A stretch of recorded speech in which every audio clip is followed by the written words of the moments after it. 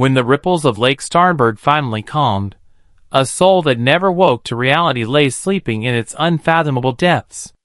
He was not a competent statesman, nor a ruthless conqueror. He was Ludwig II, King of Bavaria, who stubbornly locked himself in a mist of fairy tales before the dawn of the industrial age. Tonight, by the soft glow of a flickering fire, let us wander into his true life with this gentle story that needs no effort to remember.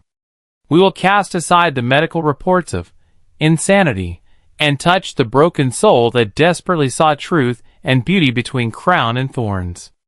You will find that those castles, dismissed by the world as extravagant, were merely his final spiritual refuge built high in the mountains to shield himself from the mediocrity of reality. We begin with the most unsettling end of his life, to witness the magnificent farewell of a lonely monarch beneath the wheel of a great era. The crack in his story appeared in the first summer after his ascension. Bavaria at that time was under the crushing iron policy of Prussia, yet the 18-year-old Ludwig II shut himself away in his music room, listening to Wagner's Lohengrin over and over again. In that moment, he understood nothing of what power entailed. All he saw was the spotless silver armor of the Swan Knight. On his delicately sculpted, marble-like face lay an innate distaste for the mundane. When ministers presented him with lengthy military budgets and diplomatic treaties to sign, he felt not excitement, but utter suffocation. To uphold royal dignity, he was forced to become engaged to his cousin Sophie. Yet late that night, staring at his reflection in the mirror, he fell into unprecedented despair. He realized that if he accepted this worldly marriage, this ruthless version of Bavaria, the pure boy within him would wither away completely. So he called off the wedding on the eve of the ceremony. The act was like a boulder crashing into still water, severing his last bond with the real world. He began to flee Munich often, escaping into the uninhabited depths of the Alps.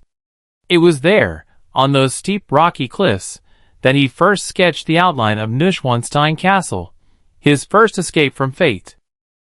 Ludwig II's loneliness found resonance in Wagner's melodies, yet he soon discovered that money could buy the praise of artists, but never a kindred spirit to rest his soul with. As Prussia dragged Bavaria into the tide of German unification, Ludwig II's dignity as king was utterly stripped away. He found himself a puppet on the throne, able to change nothing in politics save serving as a backdrop at ceremonies. This overwhelming powerlessness drove him into another kind of madness. He became a creature of the night. Only when Munich's lights faded would he ride his gilded swan sled through the snow of the Alps. He hated the daylight, for it revealed the hypocrisy of bureaucrats. He loved the moonlight, for it gilded his unfinished castle with an eternal, holy silver sheen. On moonless nights, he would stand in the artificial grotto of Linderhof Palace, listening to orchestras play from gilded boats. In those moments, he was not king of Bavaria. He was the sole god of that realm of illusions. This extreme rejection of reality was a brilliant form of self-preservation, yet it was carefully noted by his calm, rational enemies at court as evidence of paranoia. Beside the vast construction site that was Neuschwanstein Castle, Ludwig II's soul withered rapidly. To build these castles, he exhausted not only the royal fortune, but also borrowed astronomical sums from banks across Europe. Yet he cared not. He raced against time, determined to complete his grand epic of knights, forests, and heroes before reality devoured him entirely. On the castle walls, he painted tales of Parsifal's quest for the Holy Grail, for in that long search, he saw his own reflection. In the early summer of 1886, the knife of reality finally struck.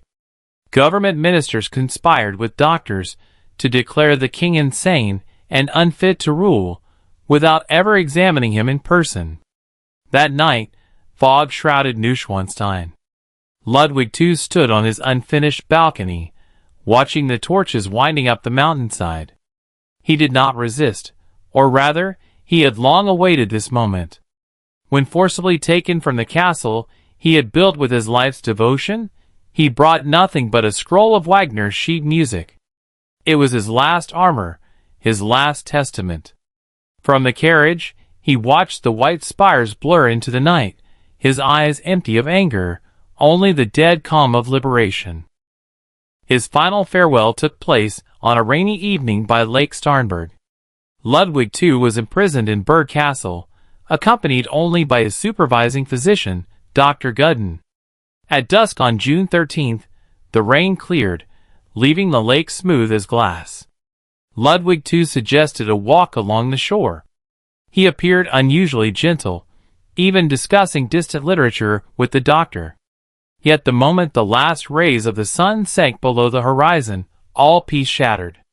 Hours later, 2 bodies were found in waist-deep water, Ludwig too and his doctor. What truly happened that night remains a blank in history. Suicide? Murder? A final break for freedom? On this sleepy night, we need not seek a definite answer. Imagine that in those deep blue waters, Ludwig too finally cast off his heavy, suffocating royal robes. Like the swan knight of legend, he walked barefoot toward the lake's heart. There were no Prussian military boots, no creditor bills, no rumors of madness, only the eternal nirvana of Wagner's music. In that piercing cold, he rediscovered the 18-year-old boy he had once been, untouched by reality.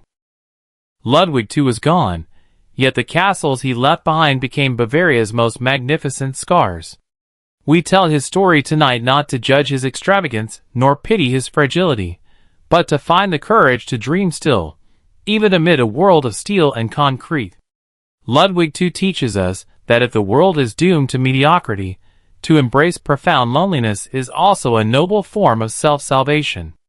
When weariness creeps in from the noise of reality, wander in your dreams to that white castle, and listen to swans gliding across the water. A light will always burn there, for souls that refuse to drift with the tide. The story is over. By now, you may feel the cool, gentle mountain breeze from the Alps. Sleep now, and let all strife fade away with the ripples of the lake. Good night.